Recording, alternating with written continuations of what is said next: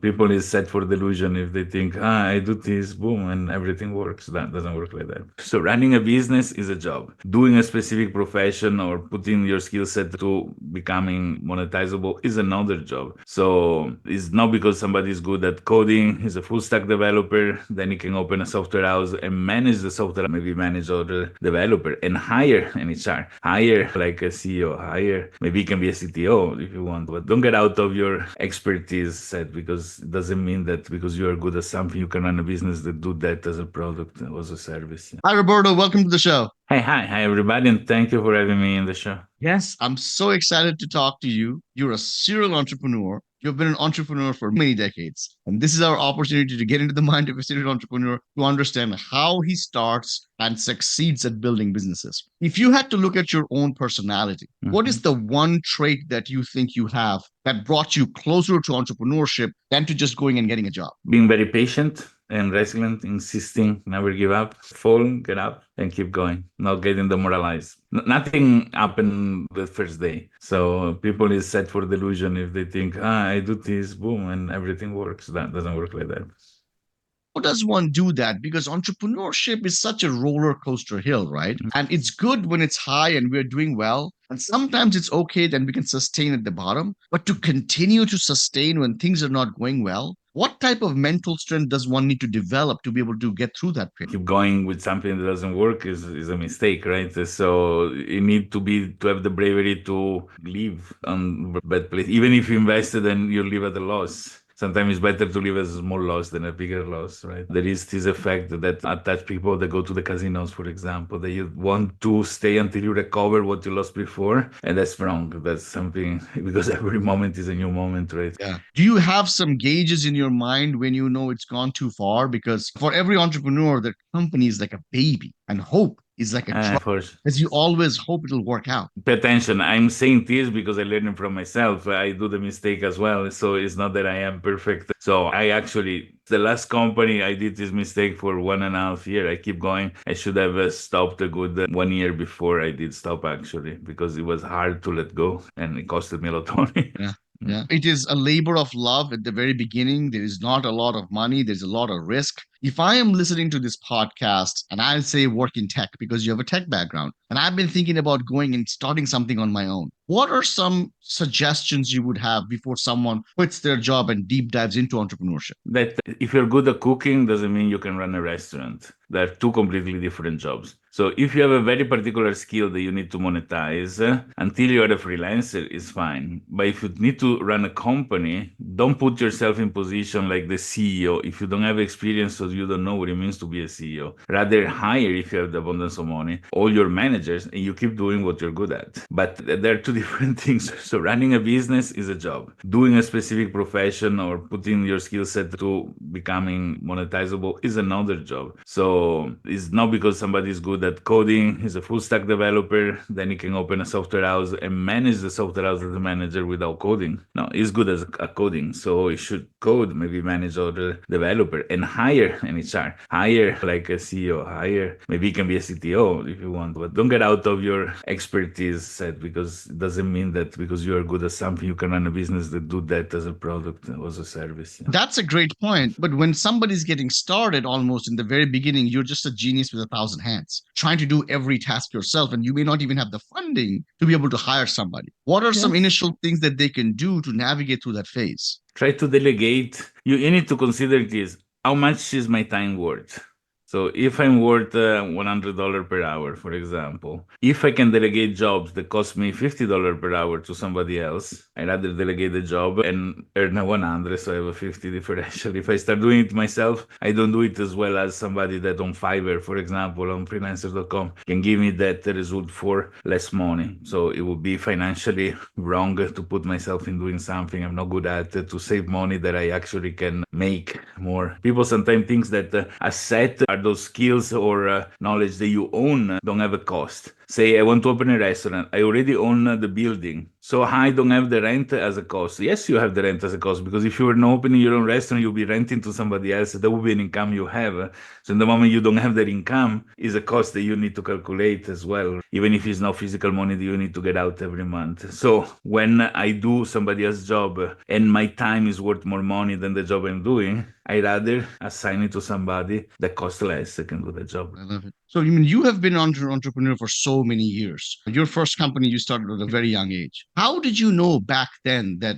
this is what you wanted to do? It's something that you build a sort of self-confidence on something with pure success. So I start making the small market table. If I were in the United States, I would have my lemonade stand. That is a classic thing that you see, right? So I start selling my used toys and a magazine, and I've been lucky some man that came by, gave me a huge amount of money just to buy a few magazines, probably so the little kid, and he had this moment of question, I don't know. But those things, the experience done at 5, 6, 7 years old, your age, make you secure that you can do it. So you feel that there is no doubt. Many times as if they parachute me naked in a place that I don't know the language, I would be able to make it anyway, because I know that I did it in the past. I know what I could do. I know how I can offer my services anyway. So I will start from zero and I could make it. I believe that is having this security. They also make you succeed sometimes. Not because you just have the skills, but because you know you're not gonna fail, you don't fail. Classic, when you're a student in school, you say the teacher is gonna call me, this is gonna call me, this is gonna call you. Right? So we attract what when you race motorcycle, the place that you look at is where the motorcycle is gonna go, you like it or not, right? So it is also in business. If you're negative, if you're pessimistic, if you're not pushed by a good hope,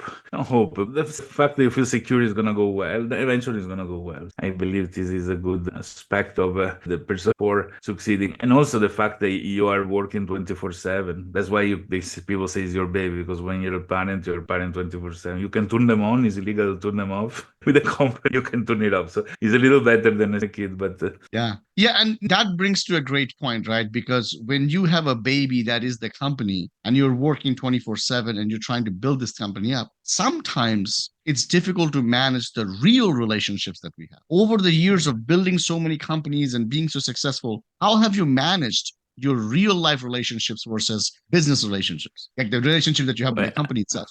I have 3 ex-wives, but it is, as you were saying in the beginning, being a roller coaster. There are moments that you cannot take your brain off the work. It's dangerous if you get distracted because of any sort of things, bad people around you, situation in the market, opportunity losses, etc. There are other moments that water are calm. If you made a lot of money previously, you can even take 20 days off and bring the family for a holiday or something like this. You still connect the phone and over just to make sure everything is okay, but it's no more the anxiety to be there constantly, so you can enjoy life. So it's not life work balance for an employee is on a daily or weekly loop if you want. For an entrepreneur, it's more on month to month or year basis kind of loop. So there are months you can't, months you can. So that's something like that. You talked about your entrepreneurial journey. There's an aspect of thrill and there's an aspect of security and knowing that I could be anywhere, I could make it on my own because I'm an entrepreneur. But on the other hand, when you have a job, you have that balance in life that most people are looking for 9 to 5 and then be able to spend it. What do you think? Right. Is it in entrepreneurs that they would choose to work 80 hours a week over 40? Is it just the security aspect of things or are they built differently Uh, somehow? there is no security in entrepreneurship at all. So if you want the security, you want enjoy your life when you get out of the office, you get out of the factory, you get out of a shop, whatever it is. You leave all the worries inside there, right? Because you're an Yeah. employee, who cares? It's somebody else's problem, and you go out with your friend, enjoy your life, or do another job, do hobby, whatever. When you're an entrepreneur, that doesn't work like that at all.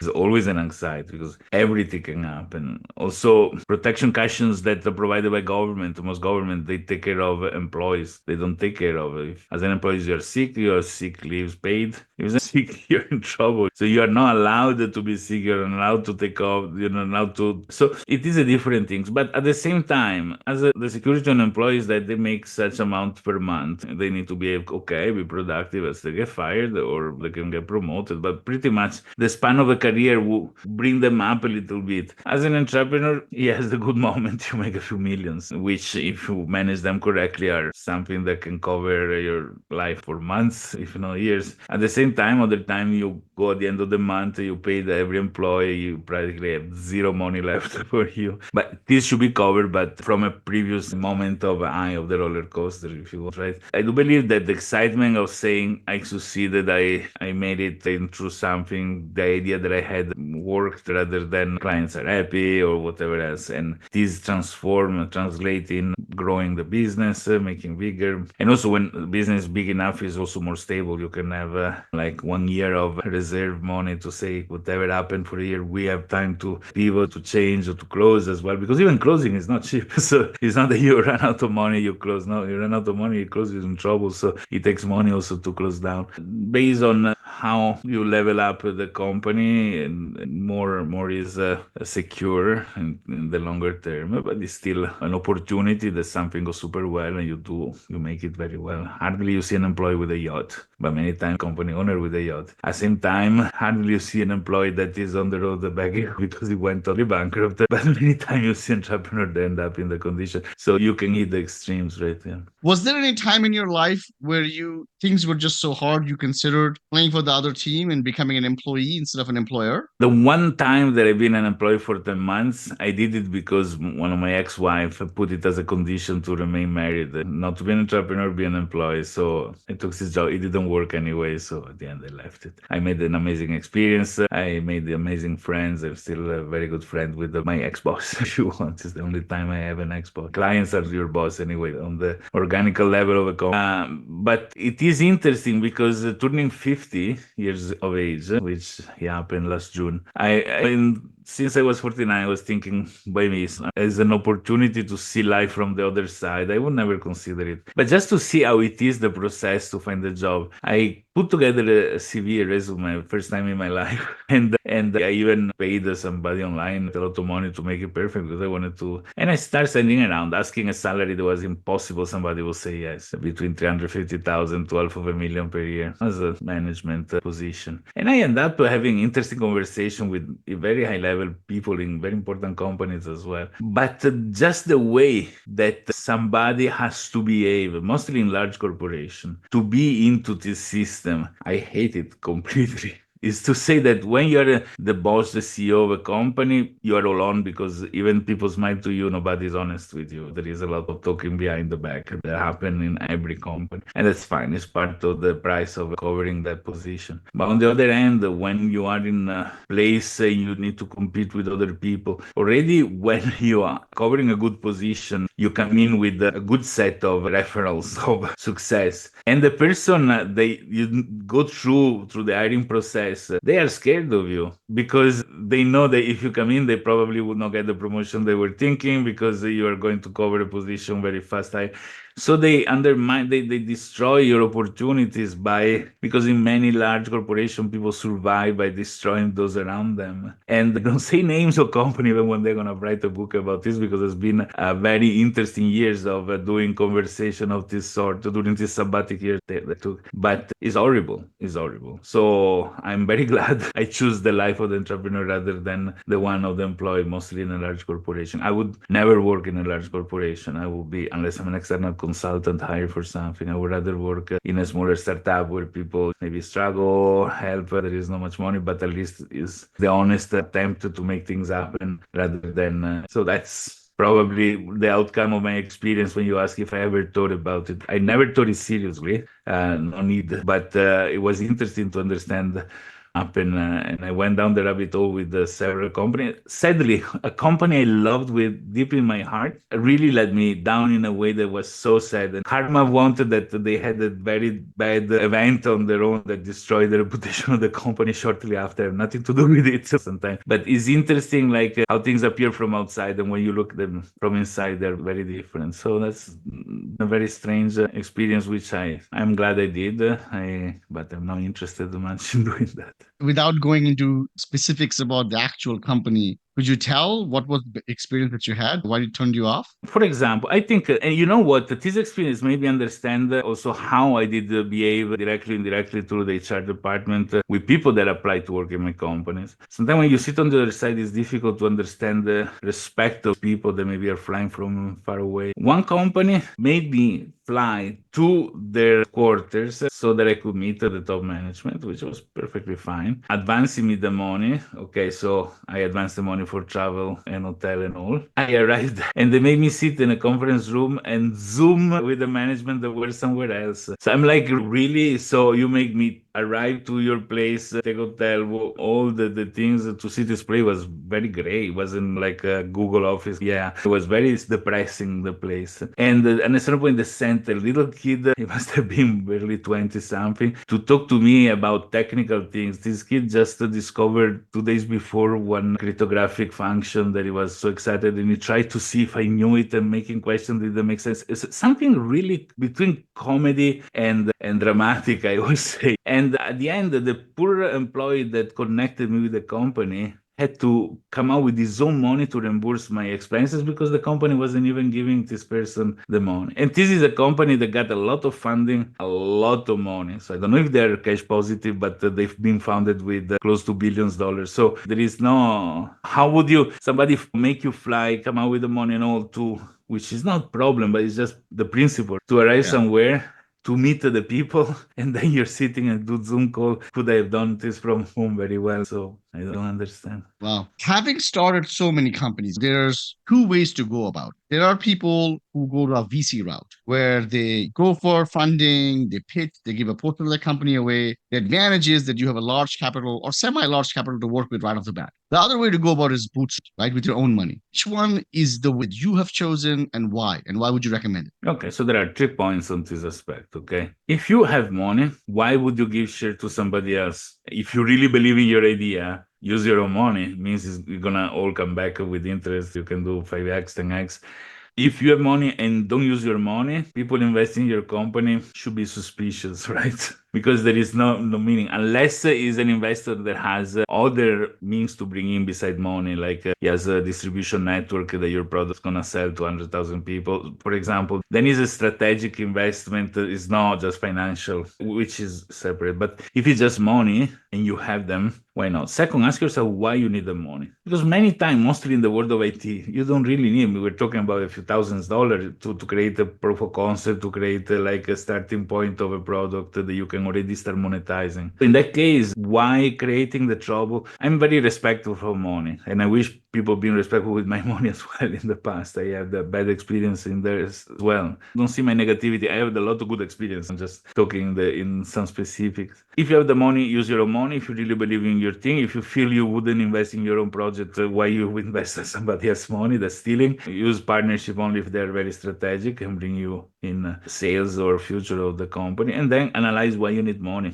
So sometimes people hit for a full finished product, which is silly because maybe if you create a roadmap in small steps where you can already monetize, basically give a freemium version, donations, I don't know, something, and the cost of servers are limited. Sometimes you can very well survive and self-invest. After all, if you're doing something people don't want, it's gonna die eventually. At least better die with at least a loss than big loss.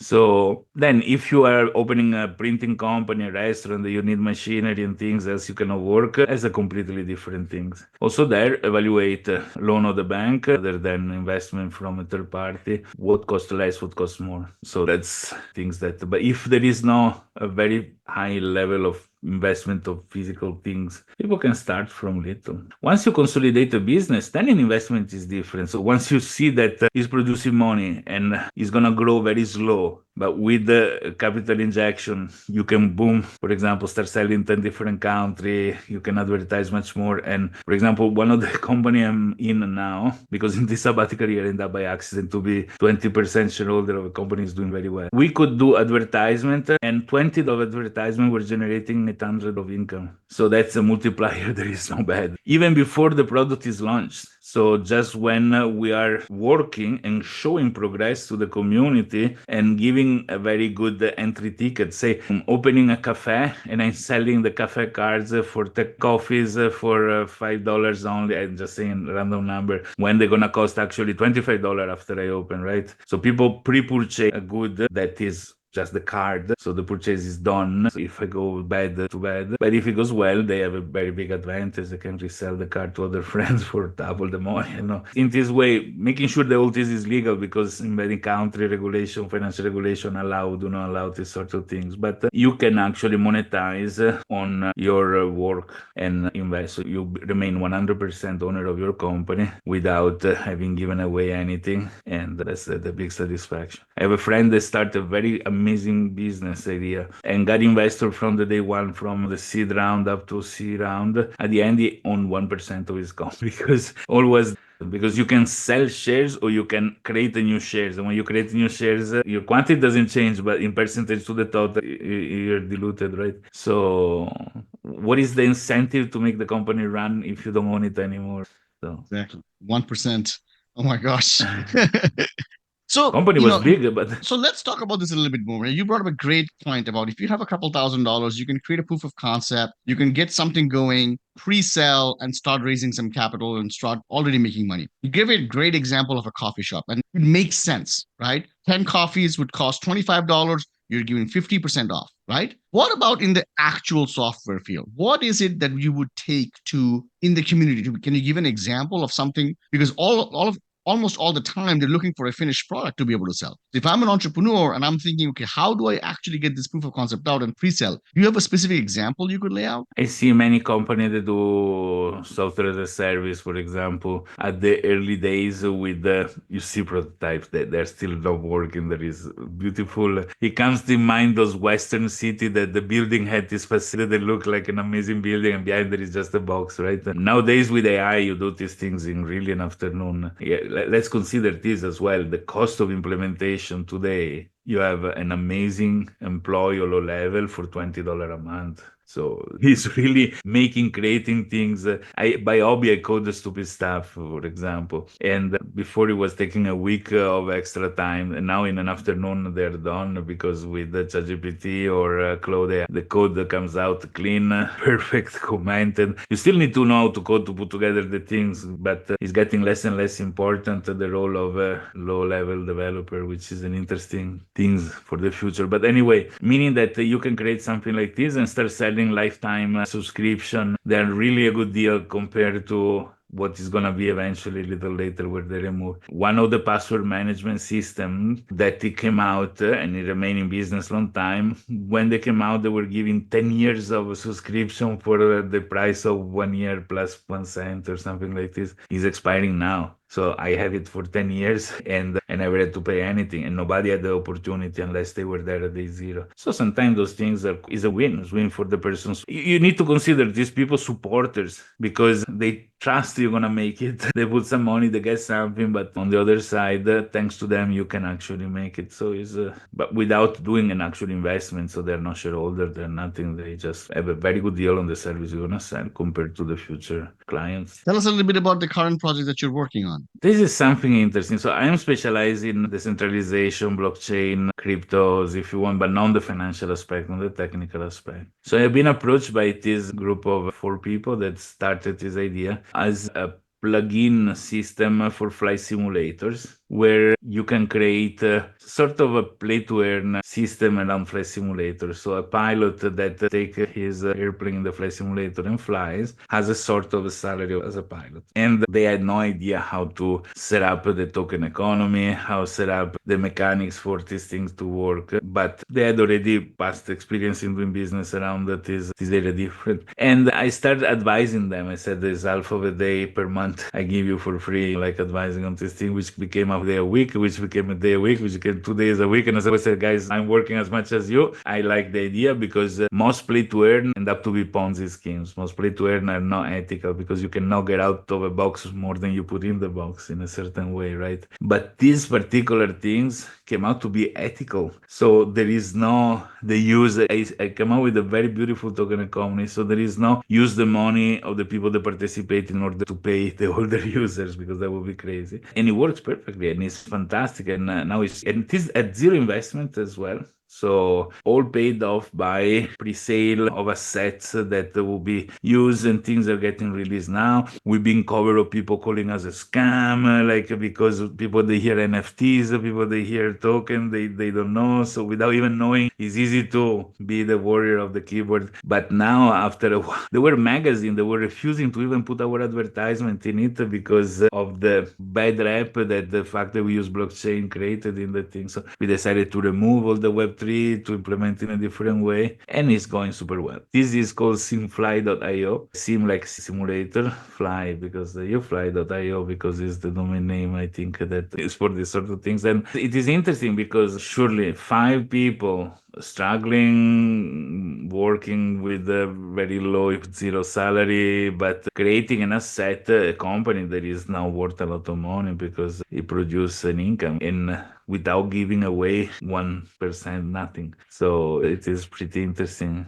as a story. An incredible experience to me too as well.